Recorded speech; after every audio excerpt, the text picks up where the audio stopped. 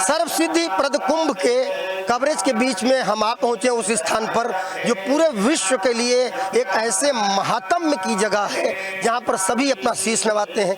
जी हाँ, ये है प्रयागराज का बड़े हनुमान जी का मंदिर, लेटे हनुमान जी का मंदिर, जिसका इतना बड़ा महात्म्य है कि दुनिया से कोई श्रद्धालु आए यहाँ पर जरूर आना चाहता है। संगम तट पर दर्शन करने से पहले या उसके बाद यहाँ पर वो अनुमति प्रदान करता है, क्योंकि ये प्रयागराज के कोतवाल का स्थान है। और हमारे साथ मौजूद है महंत बलबीर गिरी, जो कि उत्तर प्रदेश के मुख्यमंत्री योगी आदित्यनाथ के अति निकटस्थ भी माने जाते हैं। और पूरे प्रयागराज में नहीं, पूरे उत्तर प्रदेश में नहीं, पूरे देश में उनके प्रति लोगों में अगाध श्रद्धा भी है। मान जी, अनादि टीवी नेशनल चैनल है, आपका स्वागत है। मान जी, ये कुंभ कहा जा रहा है कि ये सर्व सिद्धि प्रद कुंभ होगा, और ये भी कहा जा रहा है कि इस बार ये धर्मोत्सव को कर्मोत्सव में बदलने का मन बना लिया है मुख्यमंत्री योगी आदित्यनाथ, प्रधानमंत्री मोदी जी और आप सब ने। तो क्या वाकई ये धर्मोत्सव कर्मोत्सव में तब्दील होता दिख रहा है और ये सर्व सिद्धि प्रद होगा? अतुलित बलधामं स्वर्णशैलावदेहं धनुजवनकृशानुज्ञानिनामाग्रगण्यं सकलगुणनिधानं वानराणामधीशं रघुपतिप्रियजातं नमामि। सबसे पहले तो आप ये समझ लीजिए कि कुंभ सर्वसिद्ध पर्द होता ही है, इसलिए हम इन कुंभों को करते हैं। जो ये कल्पवास का समय या महाकुंभ का समय होता है, ये सर्वसिद्ध पर्द ही होता है। इस समय पर जितने भी भारतवर्ष में जितने भी सन्यासी गण साधनाएं करते हैं, उन सभी के लिए ये महोत्सव का समय होता है। 12 वर्षों में महाकुंभ पर्व पड़ता है, अर्ध कुंभ तो पड़ता है ये, पर महाकुंभ जो है वो 12 वर्षों में पड़ता है। इसको हम सर्वसिद्ध पर्द ही मानते हैं। जैसे हम कभी मुहूर्त देखते हैं तो इस कालखंड के अंदर कोई मुहूर्त की आवश्यकता नहीं है।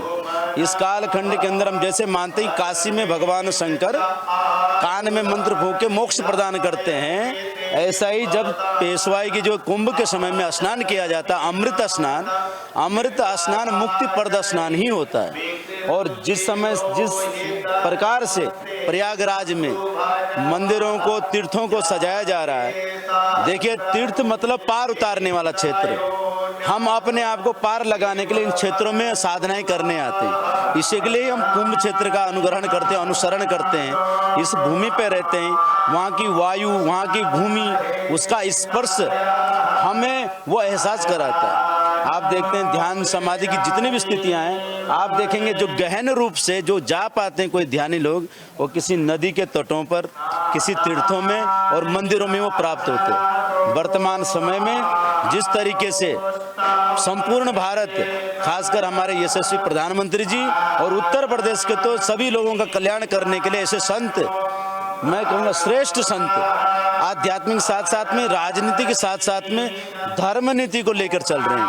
ऐसे हमारे माननीय योगी आदित्यनाथ जी का जो मैं कहूँगा उनकी जो दूरदृष्टि है, आप वर्तमान समय में प्रयागराज की व्यवस्था को आप देख लीजिए, जिस तरीके से रोडों का चौड़ीकरण हो रहा है, ये आज के लिए नहीं है, लेकिन भविष्य में किसी तरह कोई विघ्न नहीं आने वाला इन कुंभों में, इस तरह की व्यवस्थाएं की जाए। जी, 45 करोड़ लोगों के आने की संभावना इस महाकुंभ में, इस सर्वसिद्धि प्रद कुंभ में है। और मुझे लगता है कोई भी श्रद्धालु ऐसा नहीं होगा जो संगम तट पर जाके उस अमृत स्नान को करने के बाद बड़े हनुमान जी के पास शीश नवाना न चाहे। एक बड़ा कॉरिडोर मैं देख रहा हूँ यहाँ निर्मित हो रहा है, और इतने शानदार फूलों से यहाँ पर पूरे कॉरिडोर में सजावट हो रही है, कार्य लगातार चल रहा है। कोतवाल जी के यहाँ बदली हुई तैयारी क्या है? देखिए, मैं पिछले बार के कुंभ के बारे में उतना नहीं कह सकता हूँ, क्योंकि यहाँ के व्यवस्थापक हमारे गुरुदेव थे, तो गुरुदेव ने व्यवस्था की थी। पर इस समय मैं यहाँ व्यवस्था में हूँ, जिसमें देखने को मिला, एक तो हमारा भव्य कॉरिडोर निकल के आ गया है, जिसमें हमारे यहाँ भक्तों को बड़ी असुविधाएं होती थी बाहरी तौर से। अंदर तो वही व्यवस्था आज भी रहेगी, इस कुंभ में भी सेम वैसे रहेगा, लेकिन जो बाहरी तौर से लोग आते थे रुकने के लिए, ठहरने के लिए, चलने के लिए जो व्यवस्थाएं थी, वो बहुत अच्छी और बहुत दिव्य कर दी गई है। हनुमान जी महाराज का श्रृंगार तो होता ही है, लेकिन इस बार कुछ अलग तरीके से किया जा रहा है। तो हम फूलों से हनुमान जी को सजा रहे हैं और मना रहे हैं साथ में कि अपना आशीर्वाद दे, भारतीय संस्कृति को ऐसे ही उज्जवल, जो वसुदेव कुटुंबकम का नारा वो लेकर चल रहे हैं, उसको यथार्थ सिद्ध करे, ऐसी हमारी प्रार्थना है प्रयागराज के कोतवाल श्री बड़े हनुमान जी महाराज से। महाराज जी, कुंभ में स्नान, अमृत स्नान आपने बताया, जैसा बहुत अच्छा लगा, हमारे दर्शक भी जानेंगे। और संगम तट का कहा जाता है कि प्रयाग में जब कुंभ होता तो यहाँ का कंकड़ कंकड़ शिव का रूप धारण कर लेता है और संगम का बूंद बूंद अमृत का रूप धारण कर लेता है। और फिर उसके ऊपर बजरंग बली हनुमान जी, बड़े हनुमान जी की कृपा। मैं स्वयं आपका भी बड़ा आदर करता हूँ। मैंने सबसे पहले प्रणाम करके आपसे बातचीत शुरू की। क्या मानते हैं कितनी बड़ी जिम्मेदारी बलबीर गिरी पर इस बार इस कुंभ में है? मैं तो ये जिम्मेदारी नहीं समझता हूँ, मैं ये सेवा समझता हूँ कि हनुमान जी सेवा को फलीभूत करे। प्रयागराज की जो भूमि है यह यज्ञ भूमि है, यहाँ यज्ञों की भूमि है। ब्रह्मा जी ने जो यज्ञ किया था उस यज्ञ का नाम था प्रकृष्ट यज्ञ। प्रकृष्ट शब्द से ही प्रयाग शब्द की व्युत्पत्ति है। वैसे हम ये भी मानते हैं जहाँ नदियों का संगम होता है वहाँ भी प्रयाग हम कहा जाता है। दूसरी बात, प्रयागराज कुंभ का विशेष महत्व इसलिए बढ़ जाता है, अग्नि पुराण में और मत्स्य पुराण में आया कि 10,60,000 तीर्थ यहाँ निवास करते हैं। और माघ मास जिस कालखंड में यहाँ कुंभ पर्व पड़ता है, इस कुंभ पर्व में 66,000 नदियाँ वो चलकर इस तीर्थ पर आती है। और भारत के संपूर्ण तीर्थ माघ मास में प्रयागराज में आते हैं। इसलिए भगवान राम भी कहते हैं को कही सकई प्रयाग प्रभाव, कलुष कुंज पुंजर मिर्गराव। इसी कारण से ये इन शब्दों का उपयोग करते हैं क्योंकि वो यहाँ की धर्म की अवधियाँ, वहाँ की व्यवस्थाएं, वो कहते हैं कि जब वो भरद्वाज मुनि के आश्रम में आते तो देखते हैं कि नदी बह रही है और सुंदर से यज्ञ की धुनी निकल रही है, वो अपनी आभा प्रकट कर रही है। तो इस पावन पवित्र धारा को कैसे हमने गुण गा सकते हैं, जहाँ का स्वयं जो त्रिवेणी है वो स्वयं प्रयागराज का आसन है, जहाँ चंवर गंगा और यमुना है, एक सांवले कलर की तो एक वाइट कलर की है, और अक्षय वट छत्र का रूप धारण किया हुआ है।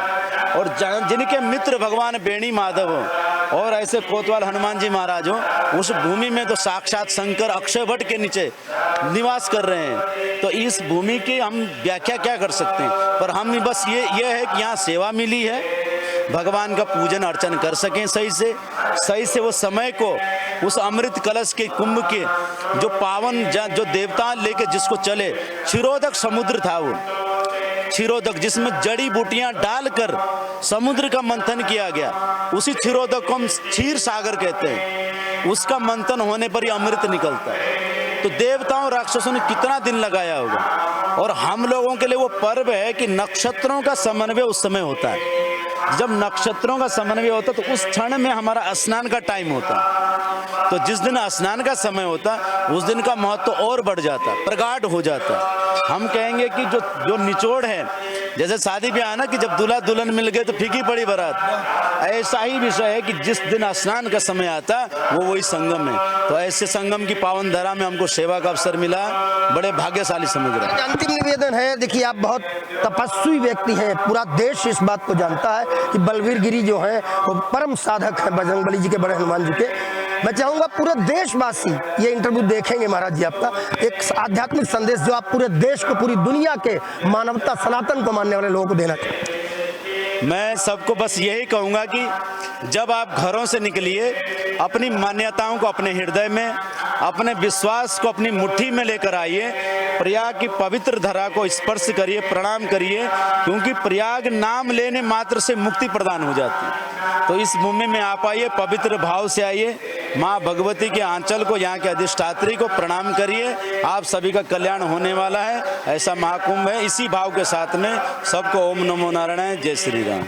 महंत बलबीर गिरी जिनका एक फोटो वायरल हुआ था एक कुंभ के दौरान स्नान करते हुए, और पूरी दुनिया में करोड़ों बार उसको ट्वीट किया गया, रीट्वीट किया गया, और उसको सोशल मीडिया के अन्य हैंडल पे देखा गया। वाकई महान जी से बात करके लगा कि उन्होंने तपस्या की है अपने जीवन में, और वो अपनी तपस्या की बातें आपको बताए भी हैं। सर्व सिद्धि प्रद कुंभ होता ही है जैसा उन्होंने कहा, और हमें लगता है आप भी इस आस्था के सागर में आकर के अपने जीवन को धन्य बनाएंगे। फिलहाल के लिए इतना ही। वीडियो जर्नलिस्ट शिवांशु पटवा के साथ अमरेंद्र प्रताप सिंह, अनादि टीवी, उत्तर प्रदेश के लिए।